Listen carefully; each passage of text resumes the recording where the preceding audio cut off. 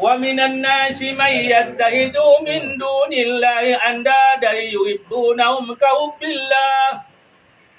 Ya, sebagian manusia ada yang menyembah Tuhan selain Allah sebagai tandingan. Dan kemudian mereka mencintai yang disembah itu seperti menyembah Tuhan, seperti mencintai Tuhan. Nah, walladzina amanu, orang beriman itu asaddu hubban lillah, cintanya amat-amat banget kepada Allah. Jadi cinta itulah kunci. Jadi yang bikin bergetar itu cinta. Nah, itulah. Makanya pertemuan pertama itu mesti bergetar. Itu cinta di situ. Ya, kepada Allah itu harus mulai dengan cinta. Tidak cinta kalau tidak kenal. Maka awaluddin makrifatullah. Awal agama itu harus kenal dengan Allah. Tapi kenal dirimu dulu katanya. Salah satu jalan mengenal Allah dengan mengenali dirimu. Jadi memang kata kuncinya adalah cinta. Kalau udah cinta kepada Allah, getar itu. Sekarang kenapa kau belum bergetar misalnya? Berarti cinta kita belum. Kenapa belum cinta? Karena kita mungkin belum kenal dengan Allah. Kalau kenal, kita sholat itu baca aja Maliki Yaumiddin. Itu bergetar hati, kita bisa menangis. Hah? Iya, pemahaman. Di hati harus ada. Jadi dibaca ulang ayat-ayat yang tadi saya share di status saya. Surat dan ayat yang saya share. Ya. Jadi Baca lagi. Al-Baqarah 165 kuncinya cinta. Supaya cinta kenal. Makanya sebetulnya kita itu perlu sekali-kali mengkaji yang namanya makrifat. Makrifatullah. Tariko saya, tulisan saya mungkin sudah ada sekitar 78 kali ya. Dari bagi-bagi 78 mengenal Allah. Itu kunci mengenal Allah itu.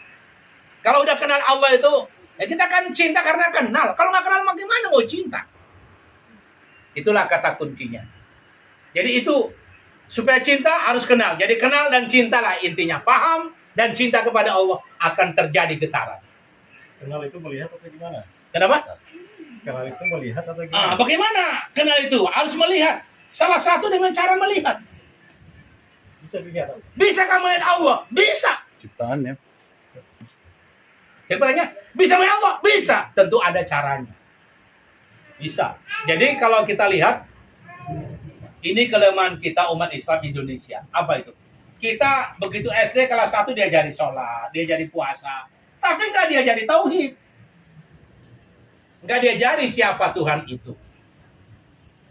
Kalau tanya sekarang ya, kenapa sholat kita tidak khusyuk? Nah, kenapa sholat kita tidak khusyuk? Pertanyaan yang mendasar. Saya udah pernah tahu dulu ya. Kalau kita sholat, sekarang mau tanya dulu. Kalau kita lagi sholat nih, Allahu Akbar. Allah itu di mana? Nah, ini pertanyaan sederhana loh. Kita kan sholat nih. Apa sholat itu? Menyembah Allah kan? Pertanyaannya, ketika kita sembah, kalau orang non-Islam kan jelas. Dia bikin patung, depan dia sembah. Dia begini. Jelas. Fokusnya jelas. Kalau kita sholat, Allahu Akbar. Di mana kita bayangkan, kita rasakan Allah itu? Di hati. Berarti Allah itu lebih kecil dari hati. Oh, dia bisa tempatkan di hati. Sesuatu yang menempati pasti lebih kecil dari tempatnya, kan gitu. Dirasa. Kalau dia di hati, berarti Allah lebih kecil dari hati. Lebih gede hati kita. Besar hati dong kalau begitu. Nah, ini contoh kecil kan sebetulnya. Di mana Allah itu? Insya Allah kesempatan mendatang kalau perlu kita buka itu kaji. Karena kali memang artinya bagaimana Quran berbicara tentang Allah itu di mana? Ada yang mengatakan di mana? Allah itu di atas. Saya tahun 2004 ada pimpinan pesantren terbesar di Jawa Timur. Kita sama-sama ke Mekah tahun 94. Dia bilang begini, Pak Pohan, apa? Saya alhamdulillah sekarang saya sulut khusyuk sholat. Dia bilang, kenapa Ustaz? Sekarang saya sudah lihat langsung yang namanya Ka'bah. Jadi saya ketika sholat sudah bisa membayangkan Tuhan itu di mana. Dan di mana Tuhan itu? Oh, di Ka'bah. Saya bilang kalau gitu Tuhan lebih kecil dari Ka'bah dong. Mulai bingung. Allah bilang, kan Ustaz bilang Allahu Akbar, Allah Maha Besar. Kok Tuhan di Ka'bah? Dengan Tuhan di Ka'bah saya yang lebih khusyuk. Apa betul Tuhan di Ka'bah? Nah inilah artinya memang itu kelas Ustadz loh. Jadi pemahaman Tuhan ini kalau kita nggak kembali fa in tanaja'tum fi syai'i, kalau kita bingung beda pendapat tentang suatu, kembalikan kepada Allah dan Rasulnya. Kita harus lihat Quran. Kalau nggak lihat Quran nggak bisa. Ada yang punya pengalaman selama ini Tuhan taruh di mana? Nggak bisa. Di hati. Di mana lagi?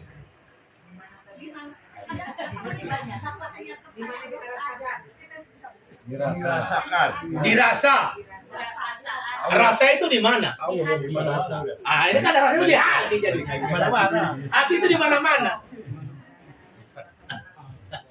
Ya itulah, mudah-mudahan kesempatan nanti kita kalau ada waktu kita bahas karena nggak bisa memang. Hah? Ingin sekarang. Mau rusuk mulai lagi asar kayak. Mau nyari kayak di mana aja. Yang ini ya. Konklusinya aja berarti. Kesimpulannya di mana? Kesimpulannya di mana kan? Penjelasannya Penjelasannya arisan berikutnya. to be continue. Iya memang makanya udah kon. Jadi saya bilang memang tidak akan cinta kalau nggak kenal. Makanya satu saja yang paling gampang mengenal Tuhan di mana dia. Ketika kita sholat aja dulu. Kalau itu belum terjawab tidak akan khusyuk sholat kita.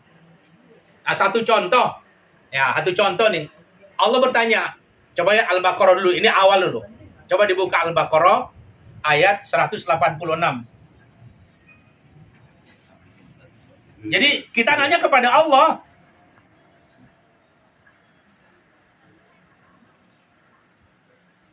Wa idza sa'alaka 'ibadi 'anni fa inni qarib. Coba. Dan apabila hamba-hambaku bertanya kepadamu, wahai Muhammad tentang aku, maka sungguh aku dekat. Ya kan? Allah itu dekat. Satu, pegang dulu. Jadi kalau orang bertanya, mana Tuhan? Di atas. Orang Allah bilang dekat kan. Kalau mereka bertanya, Muhammad, kalau tanya di mana aku? Apa jawabnya? Ini kori. Lebih dekat dari urat leher. Nah, gimana dekatnya? Kata Bang Lubis ini, lebih dekat dari urat leher. Coba surat 50. Nah, itu Al-Baqarah. Tadi Al-Baqarah kan sudah. Dekatnya seperti apa? Bisa kita lihat juga pada surat Qaf. Surat Qaf, surat 50 ayat 16. Coba lihat.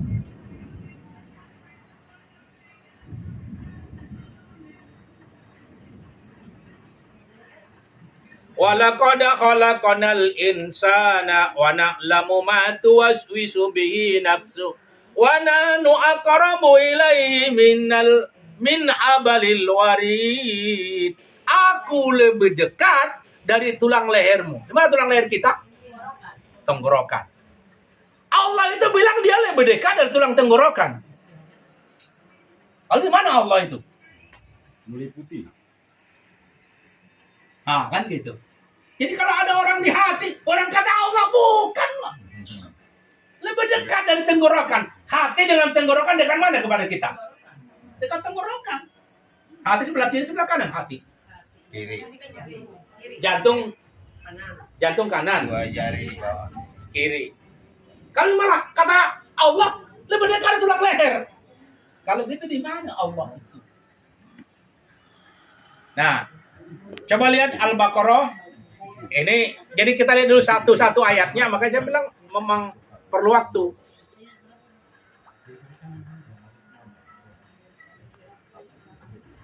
Ketemu? Al-Baqarah surat 15. Jadi maksud saya kita harus tahu ayatnya biar paham. Bukan ngecap. Coba. Walillahil masyriqu wal maghribu fa aina ma tuwallu fa samma wajhullah innallaha wasi'un alim. Milik Allah timur dan barat. Jadi timur barat itu milik Allah. Oleh karena itu, ainama, kemanapun kamu menghadap, di sana wajah Allah. Sungguh Allah maha luas, maha mengetahui, karena Allah itu luas sekali. Di timur ada Allah, di barat ada Allah, di utara ada Allah, selatan ada Allah. Kalau itu di mana Allah? Di mana-mana. Mulai kan? Mulai. Kok mulai bingung? Jadi Allah itu apa? Allah itu dekat. Allah itu di mana-mana. Oleh karena itu kalau sholat yang paling banyak apa dibaca? Allahu Akbar. Kan? Sholat itu paling banyak Allah Akbar. Allah maha besar. Dia maha besar, maha dekat, di mana-mana. Apa itu kira-kira maknanya? Coba. Ya. Coba lihat. Ini karena ini waktu yang sangat singkat, tapi mudah-mudahan bisa dipahami ya. Mudah-mudahan bisa dipahami. Ya, kita lihat An-Nisa 126. Ini kuncinya. Supaya tidak ragu-ragu. Tapi kalau nggak paham, ya nanti bulan depan kita perdalam lah. Coba lihat ya. An-Nisa, ketemu? Surat 4, 126. Walillahi ma fis samawati wal ard. Milik Allah yang ada di langit, yang ada di bumi. Kemudian wa kana Allah, dan adalah Allah bikulli syai', ya atas segala sesuatu, muhito. Jadi Allah itu meliputi segala sesuatu. Syai' muhito. Jadi kalau begitu kita sholat di mana Allah itu? Ada terus. Meliputi segala-galanya. Meleng dikit sebelah itu. Ya, meleng. Berarti Allah juga ada sini sekarang. Allah ada di sini sekarang. Tapi tidak bisa dirasa. Tidak bisa dirasa bisa, tidak bisa dilihat, tapi dirasa bisa. Sakit bisa dirasakan, Sakit bisa dilihat nggak? Tidak. Itu lah. Tampar sekelopak. Macet. Mana sakitnya? Nggak ada. Dirasakan. Jadi itu, ya kira-kira gitulah. Jadi apa kesimpulannya? Di mana Allah kalau sholat? Meliputi kita. Artinya apa? Mulai ujung rambut sampai ujung kaki, sampai rumah kita ini, sampai bumi ini, sampai planet, sampai bar, seluruh alam ini diliputi oleh Allah. Jadi tidak satu titik pun yang terlepas dari Allah. Wa kana Allahu bikulli syai'in muhito. Allah itu meliputi segala-galanya. Segala-galanya. Di kamar mandi ada Tuhan nggak? Ada. Di WC? Ada. Di langit? Di surga, di neraka, di mana saja. Everywhere. Itulah Tuhan kita. Jadi kalau orang mengatakan Tuhan di atas, ada punya kepercayaan. Boleh, nggak apa-apa. Tapi itu parsial. Jadi, Tapi apa namanya yang di surat apa ayat kursi itu kan bersemayam di atas ars. bersemayam di atas ars. Iya. Jadi, wasi'a kursiyyuhus samawati wal ardh. Wasi'a itu artinya meliputi. Dimensi terhalus. Jadi dia meliputi, artinya meliputi kursi, meliputi langit. Ya betul, nggak salah. Meliputi segala-galanya. Meliputi kursi, meliputi langit, meliputi bumi, meliputi Mars, Jupiter, seluruh makhluk alam diliputi oleh Allah. Ada yang mengatakan Allah itu bersemayam di ars. Bersemayam di ars artinya arsnya Allah kita nggak tahu juga di mana. Dimensi terhalus. Itu juga dimensi halus. Dimensi Allah yang tahu. Allah yang tahu. Jadi percuma kita bicara. Ars di sana yang enggak juga. Dimensi terhalus yang Allah yang tahu. Meliputi segala sesuatu. Salah sebuah pun orang ya. Jadi Bahkan saya jadi dua. Pas dicampur di dalam itu.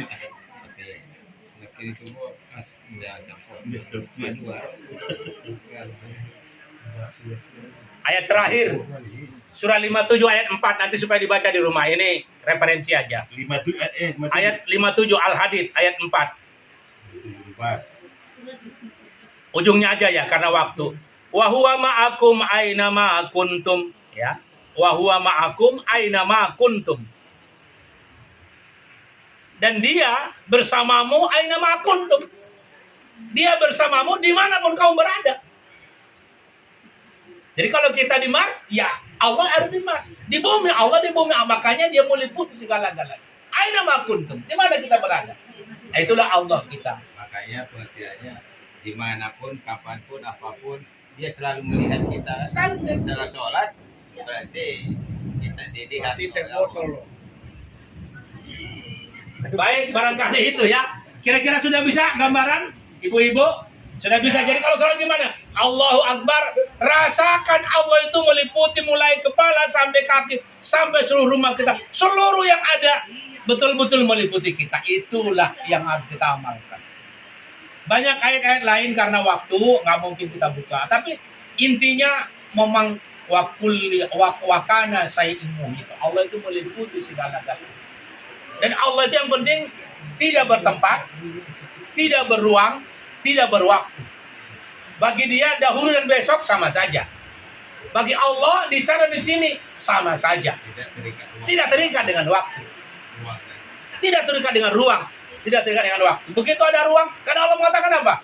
Pada surat 42:11, laisa kamislihi sayun. Coba lihat terakhirnya, karena ingat lagi. 42:11. Udah kaji makrifat. Baik. Nah, itu ilmu, makanya bilang ilmu makrifat ini. Di bawah tidak terikat waktu, tidak ada waktu di situ. Nggak ada sih waktu. Ya Allah tuh nggak ada sih waktu. Nggak ada waktu sih Allah. Berarti kehidupan kita ini sebenarnya sangat singkat. Sangat singkat, sangat relatif.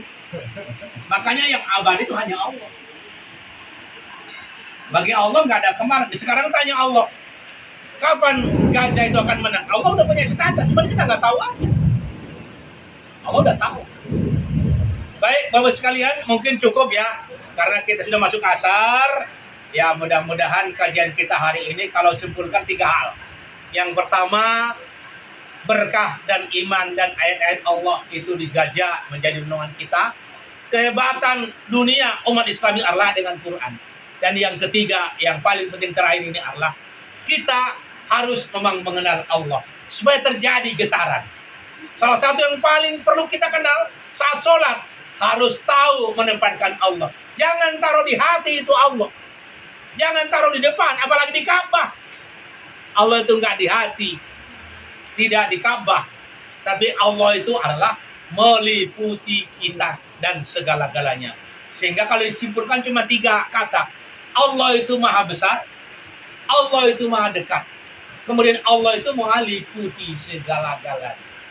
Dekat, besar, liputi. 3 kata kunci. Dekat, besar, liputi.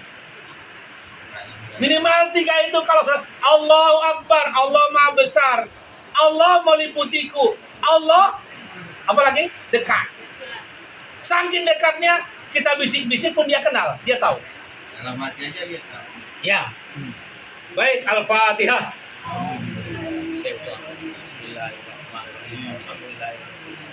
Ar-Rahmanir-Rahim, Maliki yaumiddin. Iyyaka na'budu wa iyyaka nasta'in, ihdinas mustaqim. Shiratal ladzina an'amta 'alaihim ghairil maghdubi 'alaihim waladdallin. A'udzu billahi minasy syaithanir rajim. Bismillahirrahmanirrahim. Alhamdulillahi rabbil alamin. Wa'adahu wassalatu wassalamu ala asyrafil anbiya'i wal mursalin wa ala alihi wa sahbihi ajma'in. Allahumma ya Allah, Allahumma inna nas'aluka bi anna antal ahad, antas samad. Ya Allah, kami bersaksi ya Allah, Engkaulah Tuhan kami ya Allah, yang paling kami cintai, yang paling kami takuti, yang paling kami taati ya Allah. Antal ahad, Engkau yang Maha Esa atas segalanya ya Allah. Antas samad, Engkau ya Allah tempat kami bermohon ya Allah. Lam yalid wa lam yulad wa lam yakul lahu kufuwan ahad.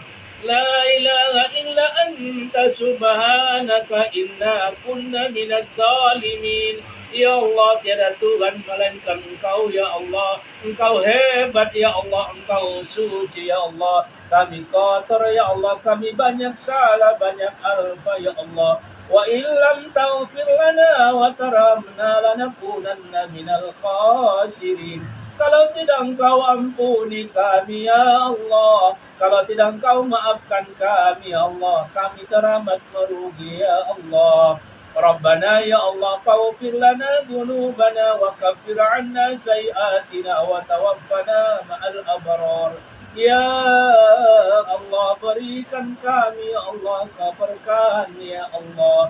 Kalau tidak Engkau ampuni kami, Engkau berkahi kami ya Allah, kami termasuk orang-orang yang teramat merugi ya Allah. Allahumma anjalna mubarakan wa anta khairul baqirin ya Allah. Ya Allah, Engkau yang memberi keberkahan ya Allah, berikan kami keberkahan ya Allah. Berkahi hidup kami ya Allah, berkahi rumah tangga kami ya Allah. Berkahi ya Allah rumah tempat kami berkumpul ya Allah. Jadikan rumah ini penuh keberkahan, kedamaian di jalan-Mu ya Allah. Allahumma ighfir lana dzunubana wa liwalidayna warhamhum kama rabbawna shighara. Ya Allah, kami bisa begini ya Allah karena jerih payah ayah ibu kami ya Allah. Dengan doa ya Allah, dengan air mata, bahkan darah dan nyawa ibu kami ya Allah. Ampuni ayah ibu kami ya Allah. Maafkan ayah ibu kami ya Allah. Berikan kami kesempatan ya Allah untuk berbuat baik kepada ayah ibu kami ya Allah. Allahumma ighfir lana dzunubana wa liwalidayna warhamhum kama rabbawna shighara.